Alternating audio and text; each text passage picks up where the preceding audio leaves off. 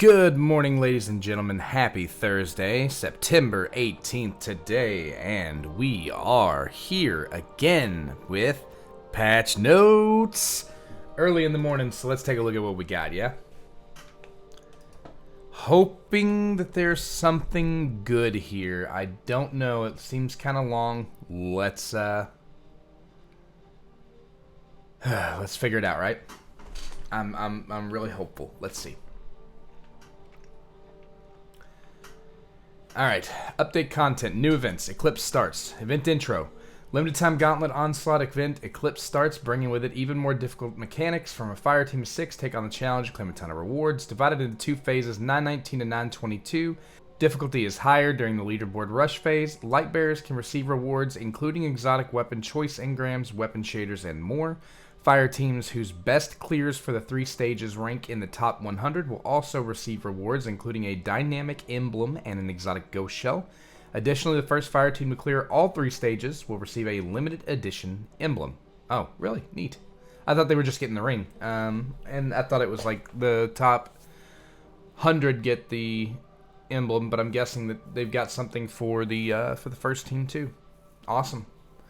Light bearers must clear the 3 stages in the same fire team to have their results counted towards the leaderboards. Results will be displayed 922 to 929. During the results displayed phase, the difficulty will be lowered. Light bearers who haven't yet cleared can attempt the activity and claim first clear rewards. Ascending Light starts. Duration, after the maintenance, to 10-2, so that's now. New lights can take part in this event to quickly raise their team level and unlock more activities and features. During the event, light bearers under Team 65 can complete daily challenges to earn Team XP and quickly level up. Note that only light bearers under Team 65 can take part and claim rewards.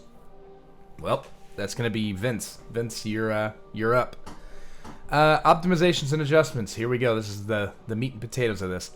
Activity difficulty. Reduce the difficulty of the boss in campaign revelations. All right. Shorten the gathering. A fire team quest. How did they do that? I wonder what they cut out that would shorten that. Anyways, weapons. Added an attack assist effect to weapons with the Rampage, Hyperemia, Reincarnation, and Glutton perks, as well as exotic sidearms, Concerto's Cadenza perk. When the wielder's damage against a single target using weapons with these perks reaches 30% for base combatants or 20% for elite and stronger combatants. If an ally defeats the combatant, the perk effect will still stack. So they just buffed Concerto? I mean, okay. Yeah, they added assists to count for Concerto as well. That's pretty cool. I don't think it needed a buff. I think it was already really good, but hey, I'm not going to complain as a Gwen main. Well, Gwen and Estella, I guess, lately. She's too fun to play.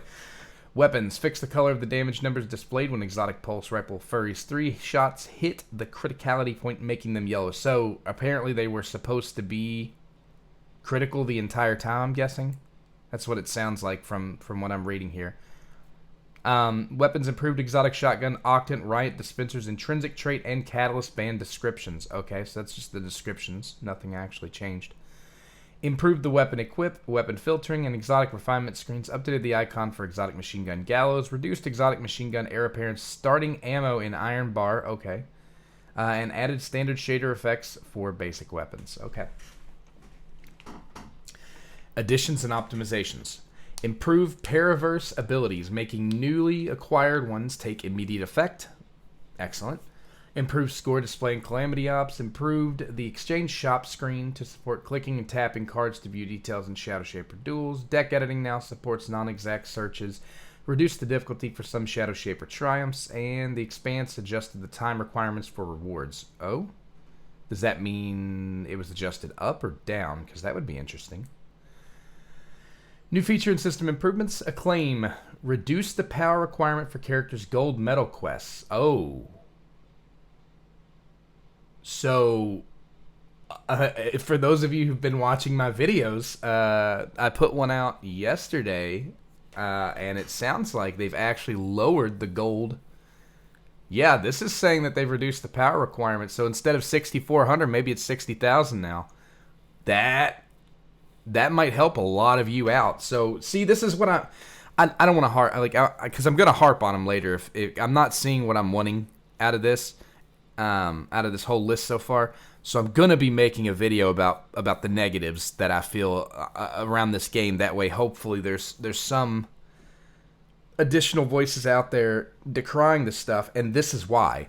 A lot of people are upset about the acclaim. They're paying attention, and they can see that there are a lot of people struggling to hit that 64K power mark, and so they're acting accordingly.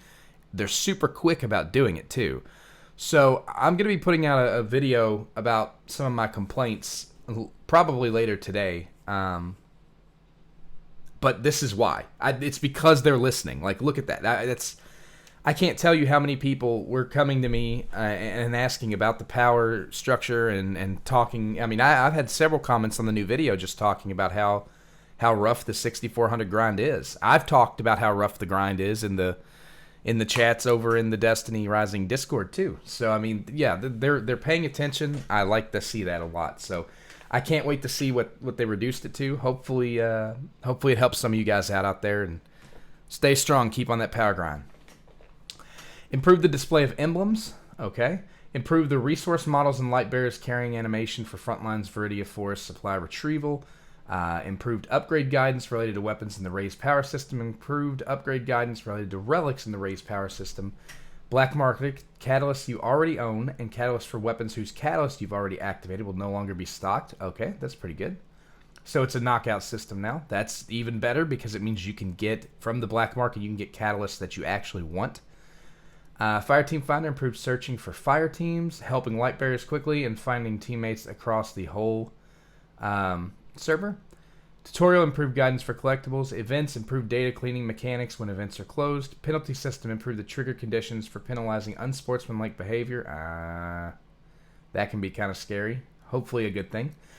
Controls improve the on-screen prompts shown while playing Go Ghost Go using a controller. All right, so here's a big one. I saw this a second ago. Economy and resource cost adjustments. I'm getting ready to scroll into this. I by the way, I've never read this before. I don't know if when I read these every week, I never pre-screen them. So this is, if I have a reaction, this is genuine. I have mentioned a lot of problems that I have with the game and the resources. So this is the big section that I've been looking forward to.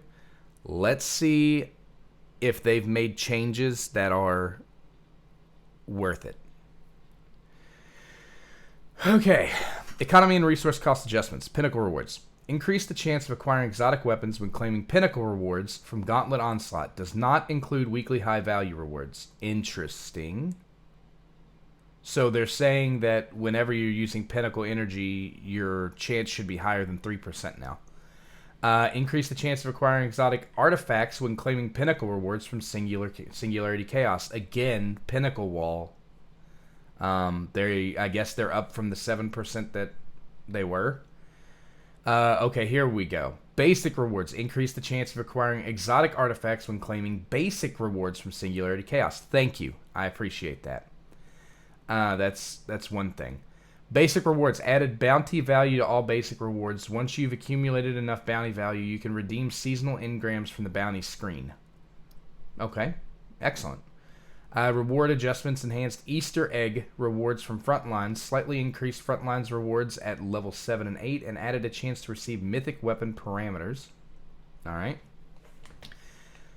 Raised the daily destination reputation cap to 2,000. And once you've unlocked the season system, Team XP will earned and shown as to use season XP.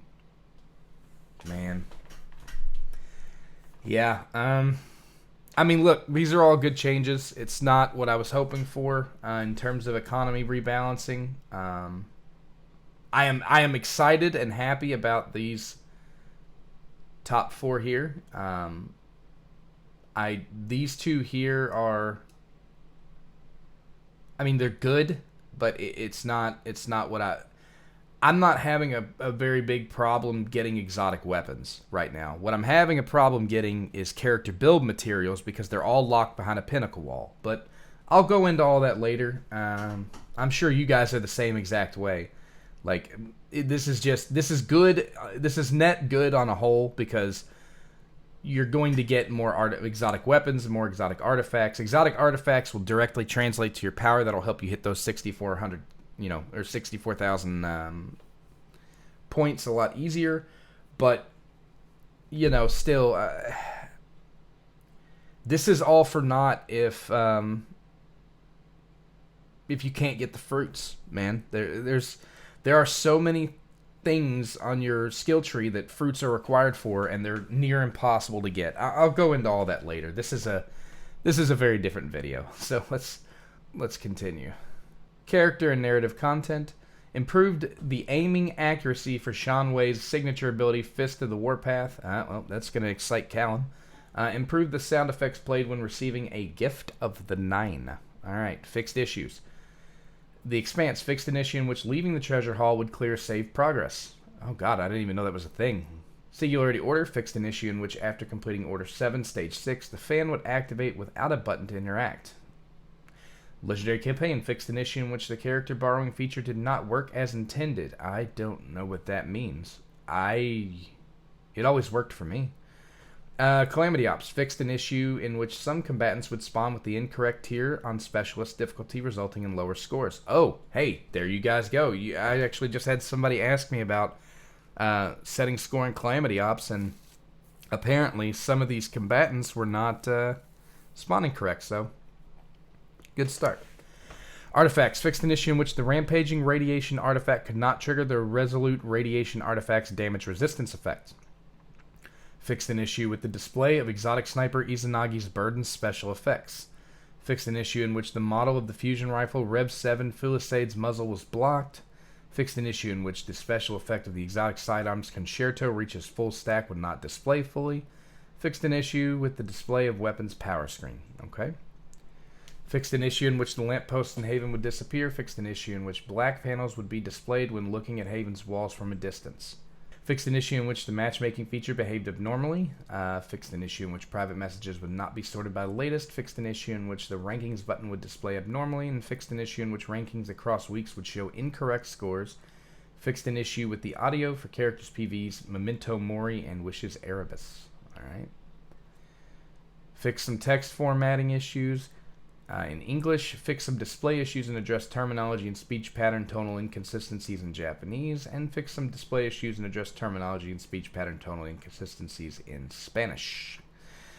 That's all for the update details. Thanks for your patience. We'll be continuing to collect your feedback and suggestions to improve the Destiny Rising experience. May the light be with you. Okay.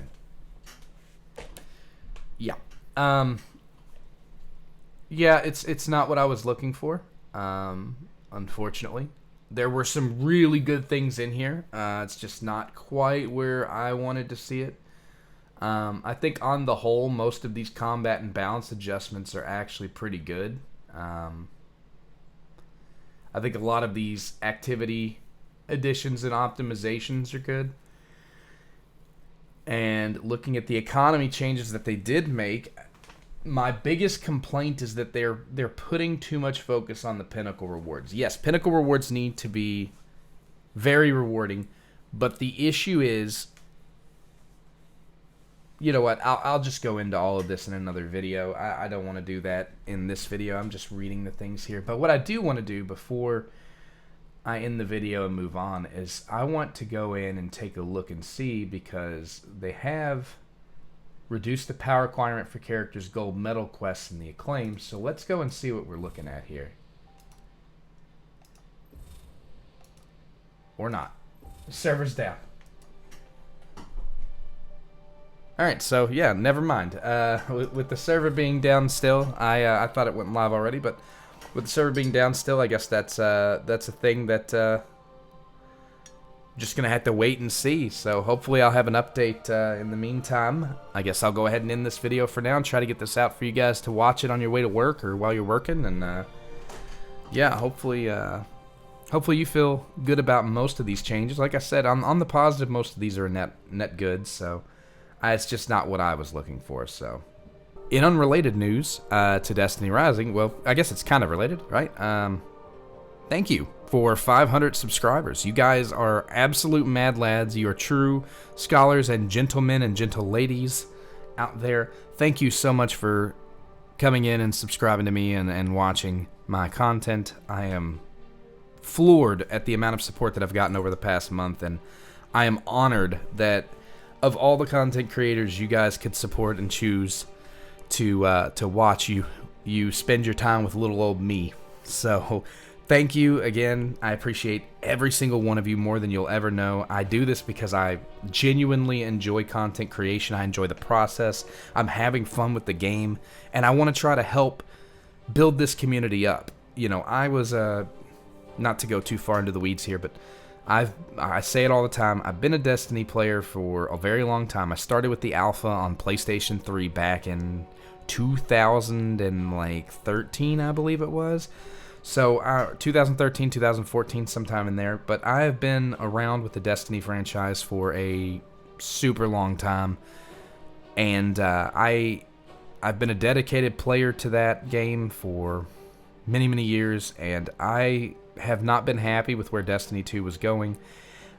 So I decided, you know, I tried Destiny Rising. I really liked it. It reminded me of the Destiny 1 experience, but it had the Destiny 2 feel, and I really enjoyed that. And I made the decision to come back to content creation and create for this game and for several other games. And, you know, my experience has just been amazing since then. And I couldn't be happier with how everything's going. And it's all because of you guys. And I don't want that to ever be in question. I really appreciate my community. I appreciate all the comments. I try to reply to every single comment I get.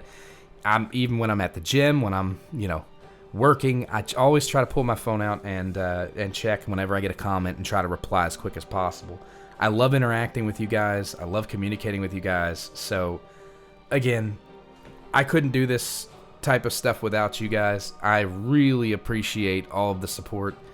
I'm going to keep making my videos. Hopefully you guys will keep watching them, and we'll go from there. But yeah, thank you, Mad Lads, for 500 subscribers. You all are awesome. I'll see you all in the next video.